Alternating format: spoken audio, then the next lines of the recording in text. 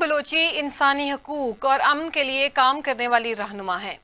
ये और इससे मिलते जुलते जुमले कुछ सोशल मीडिया अकाउंट्स पर लिखे तब सामने आए जब ये अफवाह फैली कि मारंग बलोच को अमन के नोबेल इनाम के लिए नामजद कर दिया गया। नोबेल इनाम का किस्सा तो फिर कभी सही, आज तो मारंग बलोच के इंसानी हकूक कारकुन होने का भरम टटोल लिया जाए। मारंग बलोच के वालिद अब्दुल गफ्फार लांगो बलोच का BLA, BSF और BSO जैसी दहशतगर्द तंजीमों से ताल्लुक रहा। इसकी मौत भी दहशतगर्दों की आपस में लड़ाई के दौरान हुई।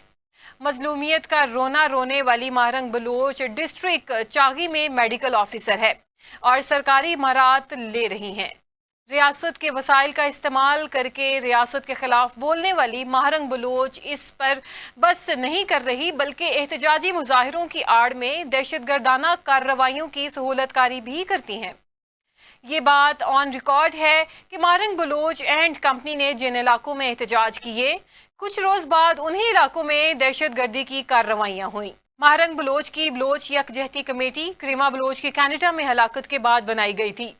दर हकीकत बलोचिस्तान की खवातीन का इस्तेमाल किया गया। करीमा खुद भी BSO की फॉल रुकन थी और इंडिया पेरोल पर काम कर रही थी। इसी तरह सिमी दीन डॉक्टर दीन मोहम्मद की बेटी है। वही डॉक्टर दीन मोहम्मद जो डॉक्टरुल्लाह नजर बलोच जैसे मुस्लिमा दहशतगर्द का साथी था और जिसे अक़वाम मुत्तहिदा ने भी दहशतगर्द डिक्लेयर कर रखा है।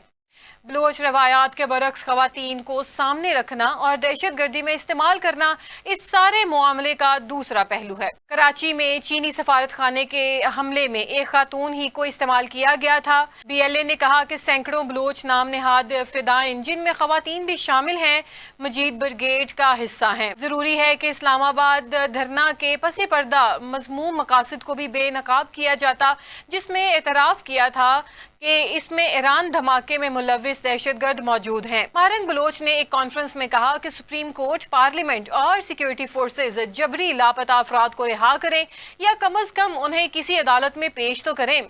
वो ये बताना भूल गई कि पाकिस्तान सुप्रीम कोर्ट ने 1 मार्च 2011 को इस हवाले से एक कमीशन तश्कील दिया था जो अब भी अपना काम कर रहा है, जबकि मारंग बलोच का जबरी गुमशुदगियों की तहकीकात करने वाली अदालती कमीशन के साथ ताउन करने से मुसलसल इनकार लापता अफराद के मामले को हल करने में इनकी साख और मकासद पर संगीन सवालात उठाता है। इस कमीशन के अदाद शुमार के मुताबिक रजिस्टर्ड केसेस की तादाद 1014 है, जबकि फैसला शुदा केसेस की तादाद 7749 है।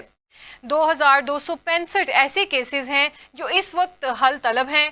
कमीशन के अदाद शुमार से पता चलता है कि लापता अफराद की एक बड़ी तादाद ने दहशतगर्द तंजीमों जैसे कि Balochistan liberation army BLA, Baloch liberation front BLF और तहरीक तालिबान पाकिस्तान TTP में शमूलियत इख्तियार कर रखी है। ये इंकशाफ उन लोगों को के मजमूम एजेंडे को बेनकाब करता है जो लापता अफराद की हालत ज़ार को अपने मजमूम मकासद के लिए इस्तेमाल करते हैं। मसंग प्रिसन्स के मामले को प्रोपोगंडे और दहशतगर्दी के एक हथियार के तौर पर इस्तेमाल करना न सिर्फ अखलाकी तौर पर काबिल मुजम्मत है बल्कि बलोचिस्तान में तवील मुद्दती अमन व इस्तेहकाम के असूल में भी नुकसानदेह है। दरअसल ह्यूमन राइट्स कमीशन के नाम पर मुख्तलिफ तंजीमों के नाम पर लाखों डॉलर अपनी जेबों में डालकर अमरीकी मफादात की तकमील के लिए लापता अफराद की कहानियां मखसूस चैनलों को सुना रहे हैं। मिसिंग पर्सनस के मामले को प्रोपोगंडे और दहशतगर्दी के एक हथियार के तौर पर इस्तेमाल करना न सिर्फ इखलाकी तौर पर काबिल मुजम्मत है बल्कि बलोचिस्तान में तवील मुद्दती अमन व इस्तेहकाम के असूल में भी नुकसानदेह है। दरअसल ह्यूमन राइट्स कमीशन के नाम पर मुख्तलिफ तंजीमों के नाम पर लाखों डॉलर अपनी जेबों में डालकर अमरीकी मफादात की तकमील के लिए लापता अफराद की कहानियां जो है मखसूस चैनल्स को सुना रहे हैं। दूसरी जानिब इस हकीकत को भी कोई झुटला नहीं सकता कि मिसिंग पर्सनस में शामिल बहुत से अफराद पहाड़ों पर दहशतगर्द ग्रोहों के साथ काम कर रहे हैं।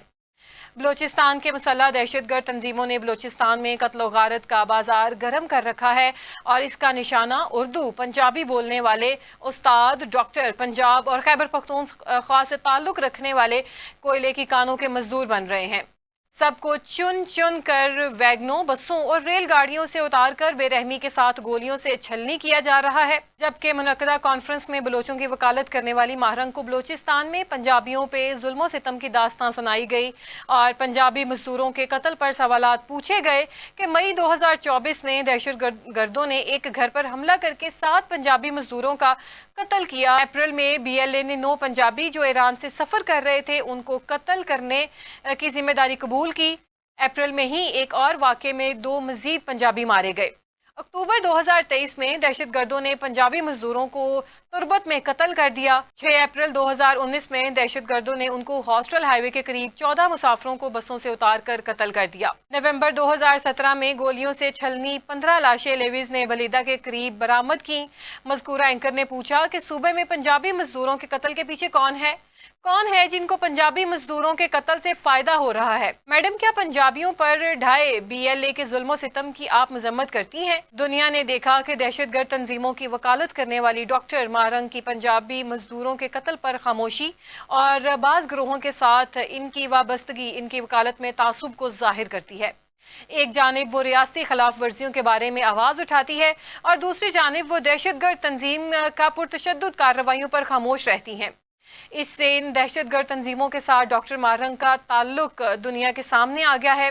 دہشت گرد تنظیموں کے ہولناک کارناموں پر ڈاکٹر ماہرنگ کا سکوت اس کے دوہرے معیار کو ظاہر کرتا ہے۔ جہاں وہ ایک طرف پرجوش انداز میں بلوچوں کے حقوق کی کہانیاں سناتی ہیں، وہیں دوسری طرف دہشت گردوں کے لیے راہیں آسان کر رہی ہیں۔ سچ تو یہ ہے کہ بلوچستان میں پنجابیوں اور دوسرے آباد کاروں کو روزانہ چن چن کر قتل کیا جا رہا ہے۔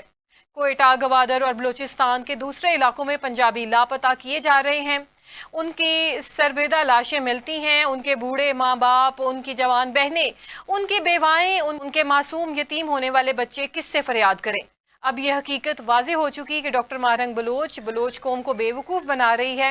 اس کے پیچھے اس کے اپنے ذاتی مقاصد ہیں۔